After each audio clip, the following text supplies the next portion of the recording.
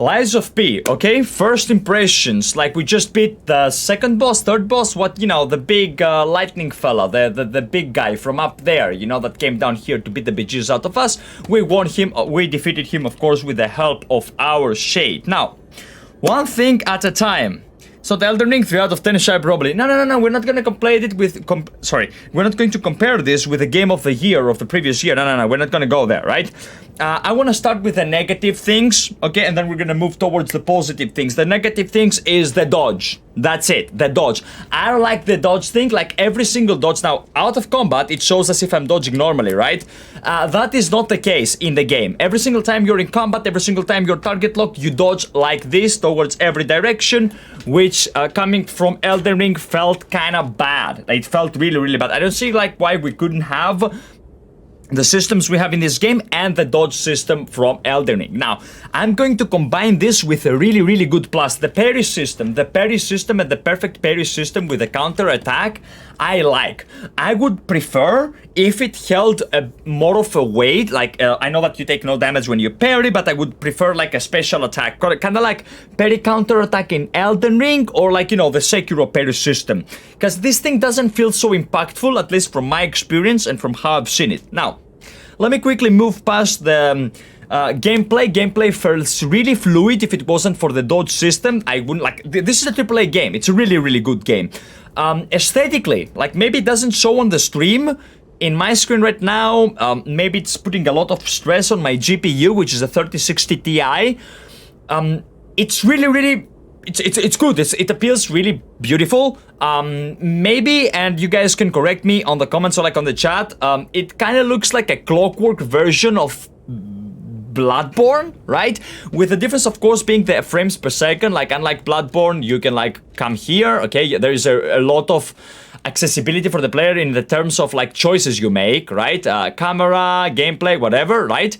But what I want to focus is in the gameplay, you can have your maximum FPS, which is something that Bloodborne does not really have. But that aside, it's solid. It's a very solid first impression. Another thing that I really, really enjoyed is how, like, when you lie, because you play as a puppet, right? So puppets are not programmed to lie, but you can lie because you're bloody Pinocchio, right? But when you lie, you get a special animation. Your heartbeat starts like in my headphones right now. I heard the heartbeat going a bit irregular. Some clockworking happening. I said like, does this mean a morality system? I don't know. Can't confirm. Can't deny. But it's good that there is a choice, right? The boss regeneration. Like, so if you do damage on the bosses, their HP goes low. But the more damage you do, so like you have to like. It's a red and there is a gray behind that. So you have like the normal health bar, and behind the normal health bar there is a gray bar, and behind that there is a red bar. If you get the red bar to 0, it doesn't matter what the gray bar is. But the gray bar is how much you can regenerate. So let's say you have the boss at 50% HP, and the gray bar is at 75% HP. If you run around like an idiot, not hitting the boss's HP will progressively start to regenerate back to 75%. So you're incentivized to play aggressively, which as a player, I enjoy that. As a matter of fact, I think that's the best way that I was able to defeat Malenia on Elden Ring. It was by playing really aggressively. Really, really aggressively. Stagger her to death and beat the bejesus out of her. Now, so, I gotta talk about something, right? The morality really good, the dialogue phenomenal, the sound phenomenal, the gameplay nice. I think the story, like how you go, where like I don't want to like give spoils, right? It makes you curious to want to know more, right? It's in memory of the Pinocchio guy, like the writer. I don't know his name exactly, but it's in memory. It's respectful towards his work, right? I know what bosses you will fight at the future. Another downside that I will mention is, so like you guys can see like the character, which you cannot edit, and when I say you can see a character, you can see him except for his face, because I'm apparently here. Okay, I'm not gonna move me, whatever. I don't know exactly what the stats do.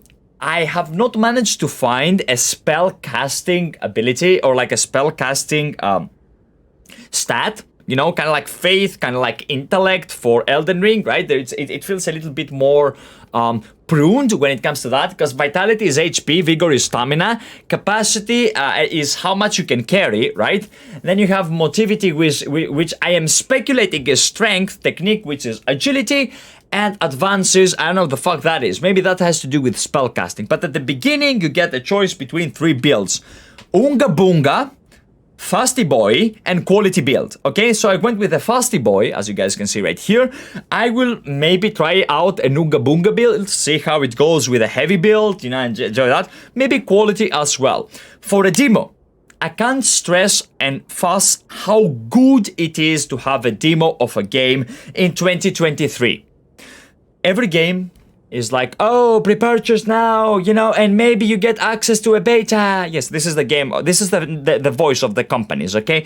But like in this game, you get a demo. Okay, and say what you will about every game, I implore you, I incentivize you, go to the website of the game, okay, go to the Twitter, you don't even have to find the website, go to the Twitter, type Lies of P, go to the Twitter, find the specific tweet, click on the link, go to the website, download the game for free. It's a demo for free, it's on Steam, it's on Xbox, it's on PlayStation, get it for free and play it a bit. My opinion, as someone who has experienced the gameplay, and I will play a bit around more off stream, of course, because I really want to see how much I can break the parry system. Like if like how big of a weight it has. Oh, hello. Yeah, my noisy, just my cat. It's my cat. I lost the train of thought. Whatever, So you give it a go and you see if it is for you. Because one of the biggest problems of games, not just in modern gaming, in overall, is okay. So like, this game looks phenomenal on Twitch, right? This game looks phenomenal on YouTube. It looks like really, really good, right? But how does it feel? Does it feel responsive? In my opinion, yes. The dodge system made me want to grow hair, but that's besides the point. You give it a shot. It's free. Try it out. Play it again, play it again, and if you decide you enjoy it, go and buy the real deal, which comes out on September. I know what you guys think about it. I didn't give you gameplay in this video because come on, like this is making it on YouTube, right? But yeah, go and try it out for yourself. Just something that you should know. You can make your own weapon. You can customize it. I'm talking about like hilt and blade. You can just customize them. You can change them. Like if I go like here, for example, and talk to this thingy, right? You guys can see how I can like assemble weapons. So I can make a new weapon that has this sword, but it will have this hilt. Now, I don't know the weight and how strong is what, but I can make my own weapon pretty much, right? At the same time, you can switch your Legion arm, which is like this hand. You can have this one, or you can have the one with whatever the fuck that is. So you can go like that. You can use your storage, you can change items, so on and so forth. The one thing that I noticed that you can't do, maybe this is mistaken, usable items, costume, you can change your costume, right? And you have only one accessory. To me, it didn't seem that the outfit, it's just like how you look. It changes how you look, right? It doesn't change your stats. However, in your equipment, you will have your defense parts, which are like the, whatever you guys can see here, the amulets, accessories, pretty much. So it's not like it's not like Elden Ring or like Soulsborne, where like the heavier you go, the stronger your armor is, at least when it comes to Elden Ring. Now, here you cannot see it. It's under me. It says amulet, okay? Like you can equip life amulet, you can equip like patience amulet, you can equip both. For me, I have 2 slots, I can equip both. I didn't even know, I noticed it right now. Yeah, like really professional, right? Anyway, try it out. It's not a waste of time. There have been games that I played that I called a waste of time. I called Forspoken a waste of time. They told me to give it another shot. The studio closed. That's all I'm gonna say, okay? This thing is not a waste of time. You can play it, you can enjoy it. It feels really, really nice. It feels really, really good. And if the dodge system makes you want to like grow hair if you're bald, or lose hair if you have hair, then simply do not purchase the game. As a first impressions, how would I rate it? I would rate it an I am interested out of 10. Why do I have a pen? Because I was writing down things. I don't have a plot, it's just like I was writing down things that I wanted to mention, right? So like, it's a Soulsborne system, it's a little bit different than normal. It has its niche, it has its new stuff. Try it out. Try it out. That's all I gotta say about this game, okay?